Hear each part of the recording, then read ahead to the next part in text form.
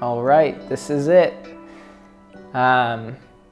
Clicks is officially no longer an NRG, and Ozzy will be finishing his time in America, and then after that, Energy will no longer be in Fortnite.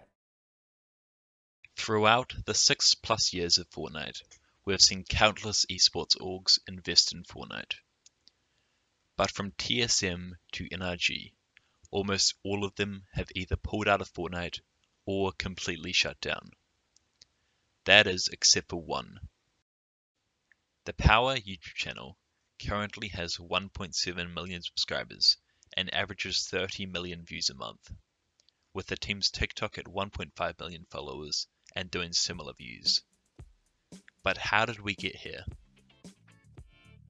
The org was announced on June 14th, 2020, spearheaded by a very familiar face in the Fortnite scene, Lachlan. But before we would watch the channel's first video, months of planning and years of manifestation had gone into this esports org.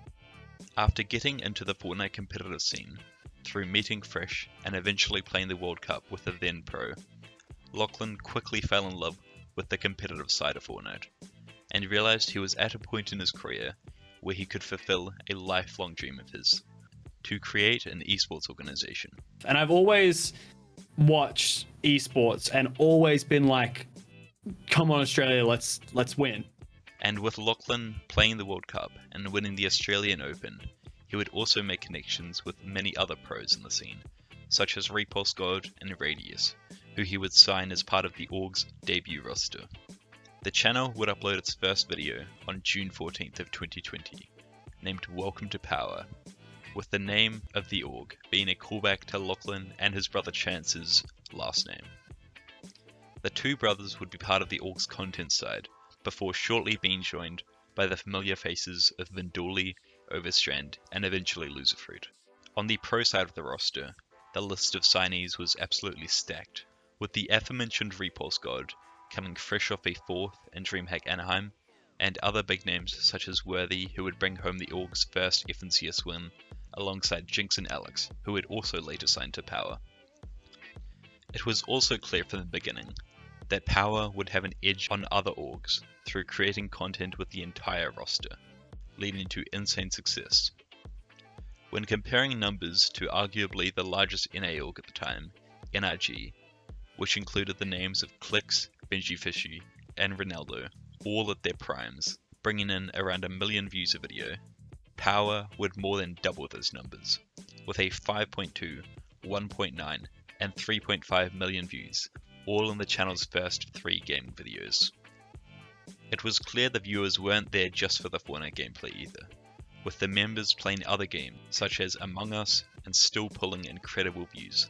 This wasn't just off the back of Lachlan's already established YouTube audience either, with pros such as Radius and Sync blowing up massively with huge montages, and the entire roster bringing their own personality to provide a cohesive and entertaining video.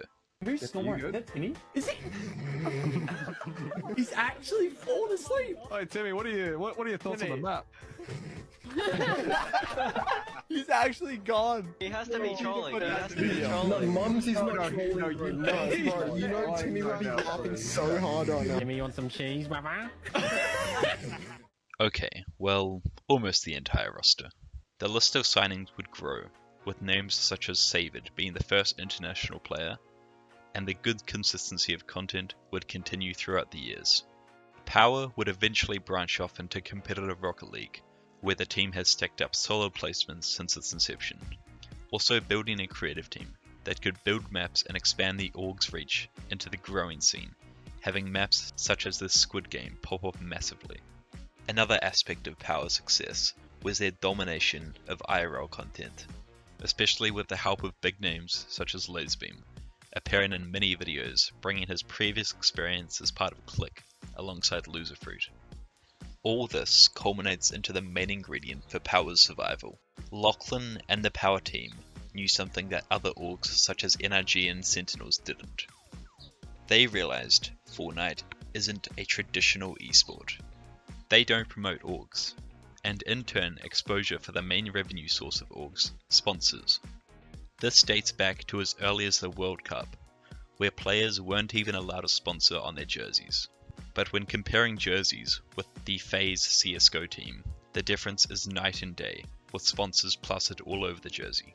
This obviously means if Fortnite isn't going to promote an org, the sponsor is far less inclined to invest in a heavily based competitive org, such as a team like Become Legends, whose pros were placing extremely highly, but would still shut down just a few months later. Another example is the downfall of NRG, where by the org's last days in Fortnite, the only members left were massive content creators, with the strictly pros being released due to it simply not being financially viable. Even upon Sentinel's exit from Fortnite, the CEO would basically call it exactly how it was, and even take a slight jab at Epic for this exact reason. So how has Power managed to maintain a massive sponsor such as Hyperix or Coca-Cola? Well, it's simply because the Power team has figured out sponsors gain much more exposure through a million view video rather than Edgy placing second in an FNCS finals. Another reason many orgs have pulled out of Fortnite is the unprofessionalism and constant controversies which surround its players, again pushing sponsors away from Fortnite orgs. This leads me to my final point of how Power has survived through the decline of orgs, and that is its ability to stay largely unproblematic and cover up any mishaps which might happen.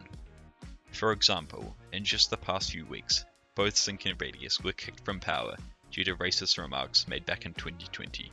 Another example is an incident in 2021 where other members were suspended for 2 weeks.